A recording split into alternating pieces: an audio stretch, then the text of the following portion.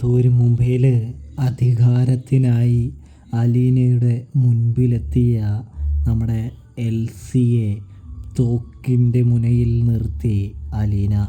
അങ്ങനെ പ്രിയ പ്രേക്ഷകരെ, പ്രിയ കൂട്ടുകാരെ, മഴ തോരും മുംബൈയിൽ ഇനി കാണാനായിട്ട് കഴിയുന്നത് അലീന തൻ്റെ സങ്കടം വല്യപ്പച്ചനോട് പറയുമ്പോൾ വല്യപ്പച്ചനാണെങ്കിൽ പറയുന്നുണ്ട്, മോളെ, അവനെ ഇതുവരെയും ഒരു മക്കളും സ്നേഹിച്ചിട്ടില്ല.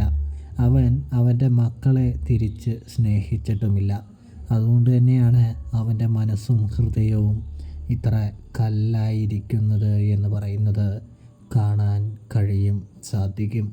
ഇതേ സമയം പപ്പയ്ക്ക് എന്താണ് പറ്റിയത്, പപ്പയുടെ ജീവിതത്തിന് എന്താണ് പറ്റിയത് എന്ന് ചോദിക്കുന്നത് കാണാനായിട്ട് സാധിക്കുന്നുണ്ട്. ഇതേ സമയമാണെങ്കിൽ എനിക്ക് അതിനെക്കുറിച്ചൊന്നും അറിയില്ല. പക്ഷേ അവരുടെ ഇടയിൽ വലിയ വിള്ളൽ വരാൻ കാരണം റീതാമയാണ് എന്ന് മാത്രം അവൻ ഒരിക്കൽ എന്നോട് പറഞ്ഞിട്ടുണ്ട് എന്ന് പറയുന്നത് കാണാനായിട്ട് സാധിക്കും. ഇതേ സമയം റീതാമ എന്തു ചെയ്തു എന്ന് അലീന ചോദിക്കുകയാണ്. അപ്പോഴാണെങ്കിൽ അതിനെക്കുറിച്ച് എനിക്കറിയില്ല മോളെ, അവനോട് ഞാൻ ചോദിച്ചിട്ടുമില്ല, ചോദിച്ചാലൊട്ട് അവൻ പറയത്തുമില്ല. നമ്മൾ സ്വയം നമ്മുടെ വില കളയാന്നല്ലാതെ വേറെ ഒരു കാര്യവുമില്ല എന്ന് പറയുന്നു? നമ്മുടെ ഔതുക്കുട്ടി അലീനയോട് പറയുകയാണ്. എന്തായാലും മോളെ, നിന്നെ അവൻ ഇഷ്ടമാണ്, നിന്നെ അവൻ തീർച്ചയായിട്ടും സ്നേഹിക്കുമെന്ന് പറയുന്നു. നിന്നെ പുറത്താക്കാനുള്ള കാര്യമൊക്കെ പറഞ്ഞപ്പോൾ അവന് വല്ലാത്ത ഒരു മടിയും പ്രയാസമൊക്കെ ഉണ്ട്. മറ്റ് മക്കളെ കാണുന്ന പോലെയല്ല അവൻ നിന്നെ കാണുന്നത്, നിന്നെ സ്നേഹിക്കുന്നത് എന്ന് പറയുന്നത് കാണാനായിട്ട് സാധിക്കും. അതുകൊണ്ട് തന്നെ നിന്നെ മുൻപിൽ അവൻ പരാജയം സമ്മതിക്കും, അവൻ മടക്കുമെന്ന് പറയുന്നു. അല്ല, നീ സ്റ്റാലിൻ്റെ ഭാര്യയെ കണ്ടിട്ടുണ്ടോ എന്ന് ചോദിക്കുന്നു. അതായത് നിൻ്റെ പപ്പയുടെ ഭാര്യയെ. ഇതേ സമയം ഇല്ല എന്ന് പറയുന്നു. ഞാൻ ആകെ ഒരു മകളെ മാത്രമേ കണ്ടിട്ടുള്ളൂ എന്ന് പറയുന്നത് കാണാനായിട്ട് സാധിക്കുന്നുണ്ട്. ഇതേ സമയമാണെങ്കിൽ അവൾ സത്യം പറഞ്ഞാൽ ഒരു പാവം തന്നെയാണെന്നും ദൈവഭക്തിയൊക്കെയുള്ള കൂട്ടത്തിലാണെന്നും റീത്തയാണ് അവളെ വഴിതെറ്റിച്ചതെന്നും വല്യപ്പച്ചൻ പറഞ്ഞു വയ്ക്കുകയാണ്. എന്തായാലും മോളെ, നീ ഒന്ന് തയ്യാറെടുത്തോളൂ. അധികം വൈകാതെ തന്നെ ഒരു വലിയ യുദ്ധത്തിന് നീ സാക്ഷ്യം വഹിക്കേണ്ടി വരുമെന്ന് പറയുമ്പോൾ അലീന ചോദിക്കുന്നുണ്ട്, യുദ്ധമോ വല്യപ്പച്ച? എന്തൊക്കെയാണ് വല്യപ്പച്ചൻ പറയുന്നേ എന്ന് ചോദിക്കുകയാണ്. ഇതേ സമയം അതേ മോളെ, യുദ്ധം തന്നെ. അതായത് റീതാമയില്ലേ ഇന്നാൾ വന്നത്, അവർ നിനക്കെതിരെ പട ഒരുക്കിക്കൊണ്ടിരിക്കുകയാണ്. നിന്നെ സ്റ്റാലിനിൽ നിന്നും പിരിച്ച് മാറ്റാനായിട്ടാണ് അവരുടെ ഉദ്ദേശവും പരിശ്രമവും എന്ന് ഔതുക്കുട്ടി പറയുന്നു. അതുകൂടി പറയാനായിട്ടാണ് ഞാൻ വന്നത്, നിന്നെ കാണാനും നിൻ്റെ കൂടെ താമസിക്കാനും നിങ്ങളുടെ കൂടെ നിങ്ങളുടെ പക്ഷത്ത് തുണയായി നിൽക്കാനും എന്ന് പറയുന്നു. അവിടെ വീട്ടിലേക്ക് വിളിച്ചിട്ട് നമ്മുടെ റോബിൻ ഉണ്ടല്ലോ, അതായത് റോബിൻ എന്ന് പറഞ്ഞാൽ നമ്മുടെ സ്റ്റാലിൻ്റെ അനുജൻ, അവനാണെങ്കിൽ വലിയ രീതിയിൽ പ്രശ്നവും കാര്യങ്ങളൊക്കെ ഉണ്ടാക്കി തുടങ്ങി എന്ന് പറയുന്നു. കൂടാതെ അവിടേക്കാണെങ്കിൽ ഈ കഥ പാട്ടായി എന്ന് പറയുന്നതും കാണാൻ സാധിക്കുന്നുണ്ട്.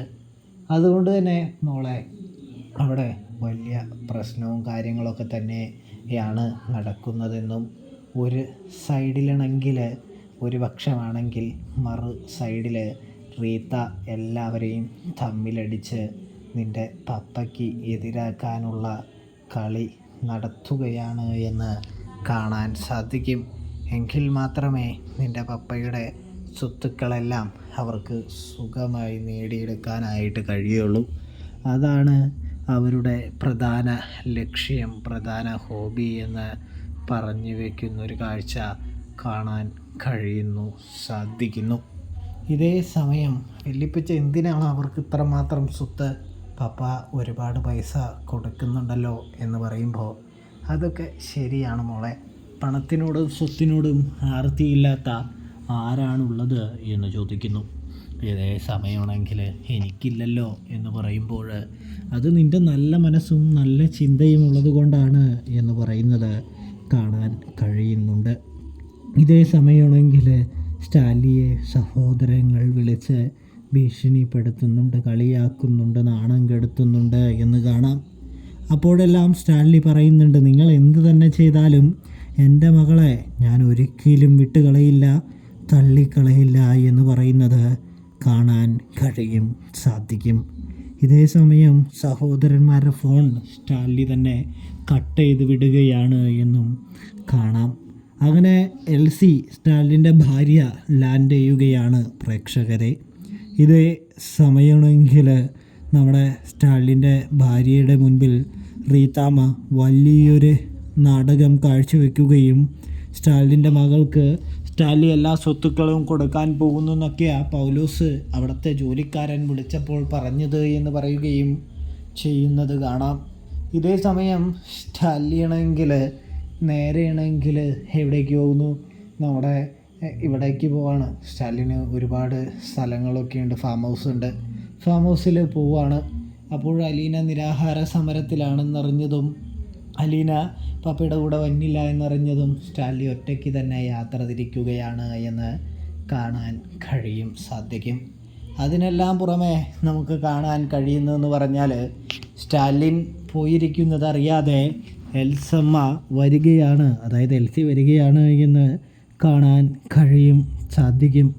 എൽസി വന്നിട്ട് എടാ സ്റ്റാൻലി എന്ന് പറഞ്ഞുകൊണ്ട് തന്നെ നിങ്ങളെന്നെ ചതിക്കായിരുന്നില്ലേ എന്ന് പറഞ്ഞുകൊണ്ട് തന്നെ ഒരുപാട് ഒച്ചയും കാര്യങ്ങളും ഉണ്ടാക്കുന്നത് കാണാൻ സാധിക്കുന്നുണ്ട്.